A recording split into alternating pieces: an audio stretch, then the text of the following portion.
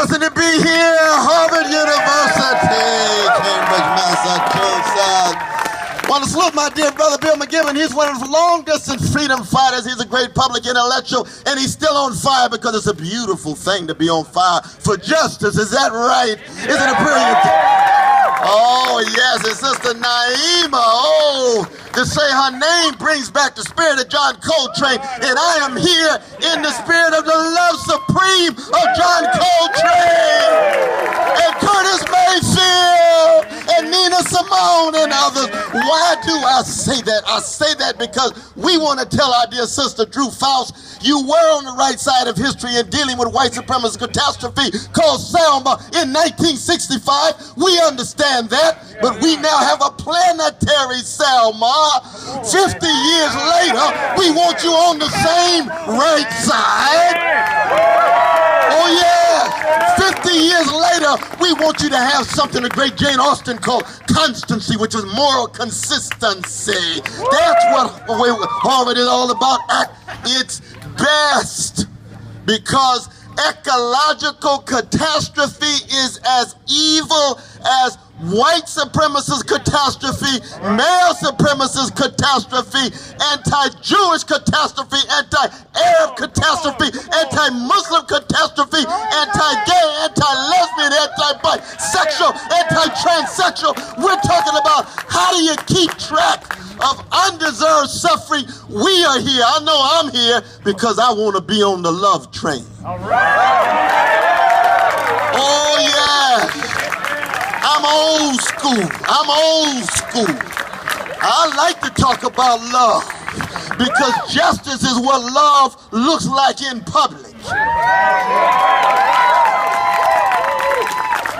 Just like tenderness is what love feels like in private, but I won't go into that right now. And my dear sister, I love your sign.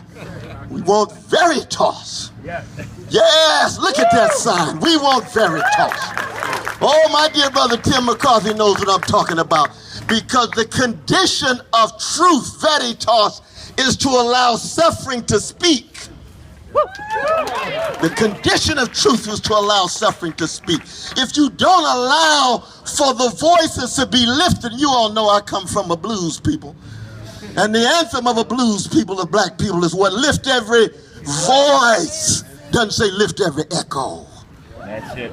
No, Harvard producing too many smart folk concerned with money and just generating copies and echoes.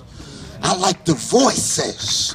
Those who attempt to be original enough, like Henry David Thoreau and Ralph Waldo Emerson. When I was in Emerson Hall, I was taught by the great John Rawls and Hilary Putnam and Israel Scheffler and Robert Nozick to think for myself.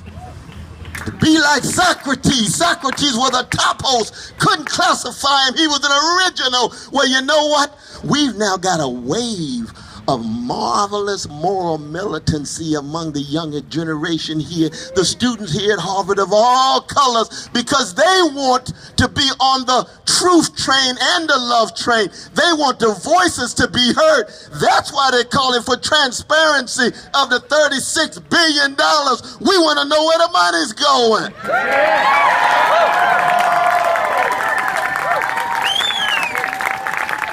We want accountability.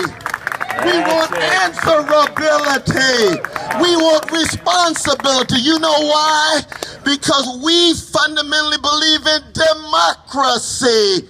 We believe that the voices ought to be heard at the highest level, so at least we can make choices based on information that's widely available across the board. And that's a long history. My dear brother Macy laid it out.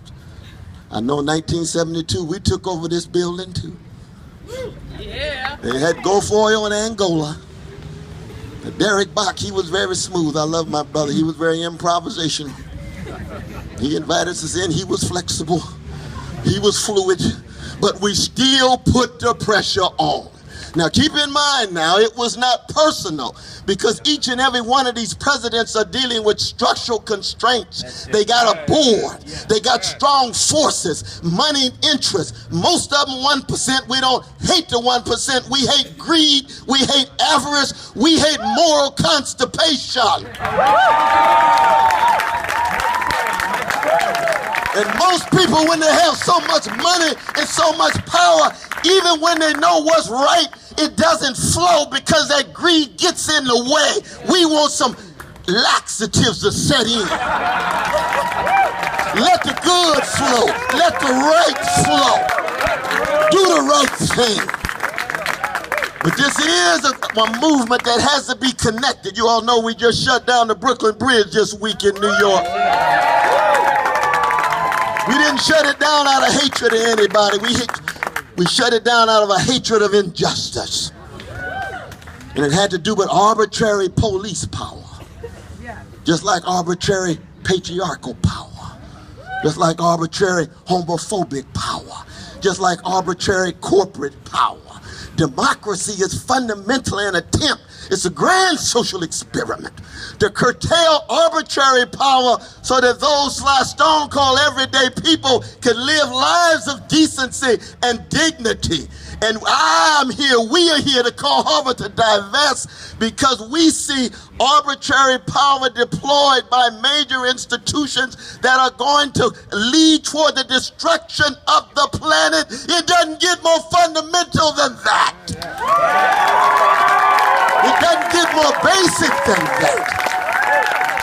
But we've got to be able to come together and stick together and allow our overlap. We don't need wholesale agreement. No, leave that for the military band. I'm a jazz man. I like Duke Ellington's orchestra. I like Count Basie's orchestra. I like Mary Lou Williams on the piano. Yes, I like Steve Kuhn, Harvard class of 1960, who played the piano in the John Coltrane Quartet for 3 months. Harvard needs to know that Coltrane connection, you know. Yeah, he was a white brother playing with Coltrane with a Harvard stamp. Yes, that's part of our tradition too. Which means we lift our voices and come together, we stick together, even if we might have a disagreement here or there, we open about it, but in the end, we put collective pressure to bear. We thank Sister Chloe and Brother Adam and the others for coming together. I'm just glad to be a small part of this wave of activism. After 45 years, when I stepped foot in this yard, my father told me then, I'm not going to be impressed by just the grades that you get. I want to know what kind of human being you're going to be. That's what my father told me. Oh, yes. And I want to be faithful unto death, to integrity, honesty, dignity, a sense of virtue in working with other brothers and sisters of all colors and cultures and sexual orientations and civilization, because we are this species on this planet. And if we don't have vision and courage, then our children and our children's children will look back and say, what happened? And we say, no, we know what side we're on now, to ensure that we can smile from the grave the way W.B. Du Bois, this very moment, class of 1890, he smiles from the grave when he sees young folk coming together in this way. Divest Harvard,